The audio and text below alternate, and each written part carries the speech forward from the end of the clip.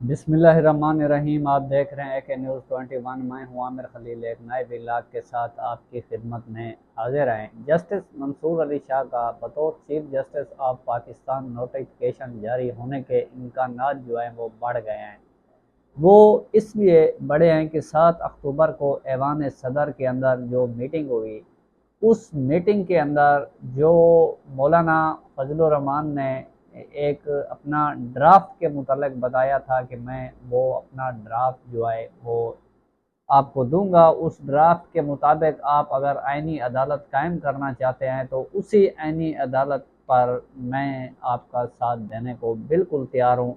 बाकी जो मामलात हैं उनको दो हिस्सों में तकसीम कर लेते हैं। एक आईनी अदालत जो है वो 25 अक्टूबर से पहले जो है उसका क़याम कर लेते हैं। बाकी जो तकर्री है और तैनाती हैं उस हवाले से जो तरमीम होगी वो 25 अक्टूबर के बाद करेंगे।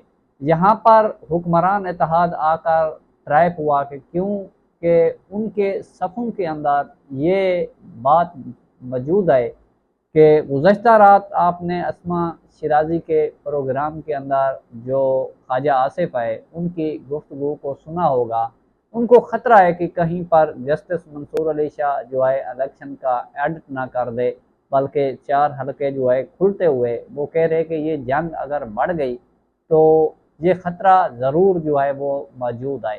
तो जिस सूरत हाल के अंदर चीफ जस्टिस काजी फ़ाइज़ ईसे ने जो सहूलतकारी की, जो उनको जो रिलीफ दिया और जो उनके साथ वो चलते रहे, उनका जो तौर तरीका था वो एक तहरीक इंसाफ को कुचलना, तो फिर वो सूट करता था। लेकिन चीफ जस्टिस काजी फ़ाइज़ ईसा अगर आईनी अदालत के सरबराह ना बनते तो मौलाना फजलुर रहमान के मसवदे के अंदर भी ये बात शामिल है कि काजी फ़ाइज़ ईसा जो है वो किसी सूरत पर जो है वो काबिल कबूल नहीं है। तो मौलाना फजलुर रहमान के जो करीब हैं उनसे मालूम हुआ कि मौलाना ने जो नुकात अपने मसवदे के उनके थे वो आज के दिन उन्होंने कहा था कि मैं पब्लिक करूंगा। ग़ालिबन आज पब्लिक नहीं हुए, उसके कुछ नुकात जो हैं वो सामने आ चुके हैं। उन नुकातों के बाद 7 अक्टूबर की मीटिंग हुई। 7 अक्टूबर की मीटिंग के अंदर वो नुकात रखे गए। वो नुकात जब बाहर आए तो उन नुकात से हुकूमत को जो है कोई फ़ायदा नहीं हुआ। तो 28 सितंबर को मैंने अपने व्लॉग के अंदर ये खबर ब्रेक की थी कि 15 अक्टूबर को मौलाना फजलुर रहमान जो हैं उनकी जो मजलिस शुरिया का इजलास है, उस इजलास के बाद मौलाना फैसला करेंगे कि भाई हमने किस तरफ जाना है। और उससे पहले उन्होंने कहा था कि जो हम अपना ड्राफ्ट है वो ड्राफ्ट हुकूमत के साथ शेयर करेंगे। तो जब वो ड्राफ्ट शेयर होगा तो हर जमात की राय जो है वो मुख्तलिफ होगी। जब तमाम जमातों की राय सामने आएगी तो उन राय के अंदर जो है वो तसादुम होगा। तो तमाम जमातें एक राय के ऊपर मुत्तफिक नहीं होंगे। जब वो एक राय के ऊपर मुत्तफिक नहीं होंगे तो आईनी तरमीम जो है वो कमज़ोर होती जाएगी। तो जिस दिन इजलास बुलाया गया था उसी दिन 15 सितंबर को अगर आईनी तरमीम हो जाती तो हुकूमत के लिए कोई इशू नहीं था। तो उसके बाद जो दिन गुजरते गए, हर दिन हुकूमत के लिए मुश्किल होता गया। तो एस्टेब्लिशमेंट के सामने 3 चीज़ें सामने आई हैं उनके। एक ये है कि जस्टिस मंसूर अली शाह जो हैं वो चीफ जस्टिस बन गए तो हमारे लिए कितनी मुश्किल होगी, क्योंकि एक अदालत का सरबराह जो है जिस तरह काजी फ़ाइज़ ईसा था तो उनके लिए कोई मुश्किल नहीं थी।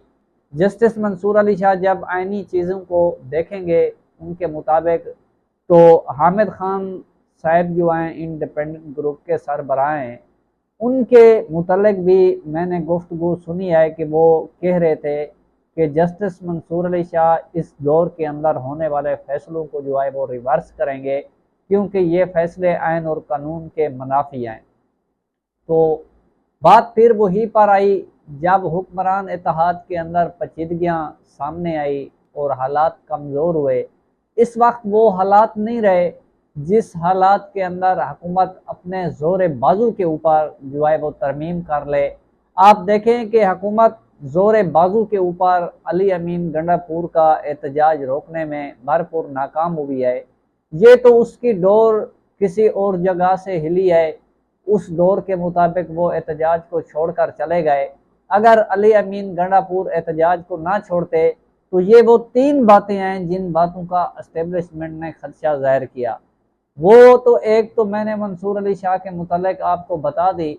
दूसरी, उन्होंने कहा कि 9 मई के बाद पाकिस्तान तहरीक इंसाफ जो है मज़ीद मजबूत होकर उभरी है, जिसको आपने 4 अक्टूबर बल्कि 5 अक्टूबर को डी चौक के ऊपर आपने देख लिया कि वो कितनी ताकत के साथ जो है इस्लामाबाद के अंदर आए। तीसरी बात, उनको मौलाना फजलुर रहमान JUI की जो है वो दराड़ें दिखा रही है कि अगर वो भी आ गए, जब ये तीन ताकतें इकट्ठी होगी तो हमारा जो है चलना महवाल हो जाएगा। तो वो इन तीन चीज़ों के ऊपर फोकस अपना रखना चाहते हैं। वो चाहते हैं कि किसी तरह हम इनको कंट्रोल कर लें और इनसे अपना जो एक सेफ रास्ता है वो क्लियर करा लें कि भाई हम इस रास्ते के ऊपर चलेंगे तो आपने हमें यहाँ पर फेस सेविंग देनी होगी।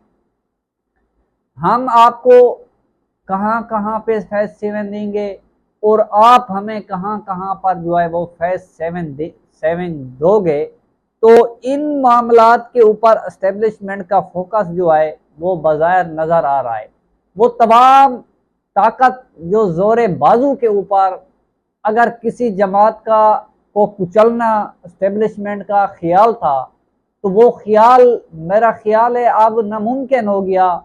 वो ख्वाब ख्वाब नहीं रहा, वो ख्याल ख्याल नहीं रहा। अब कुचलना तो बहुत दूर की बात है। अब किसी के गरबान में हाथ डालने से पहले 10 मरतबा आपको सोचना पड़ेगा कि हम किस तरफ जा रहे हैं। तो इन तमाम सूरत हाल को देखकर 7 अक्टूबर की मीटिंग के बाद हुक्मरान इत्तेहाद जो हैं वो एक बार फिर उनकी मीटिंगें जो हैं वो हो रही हैं।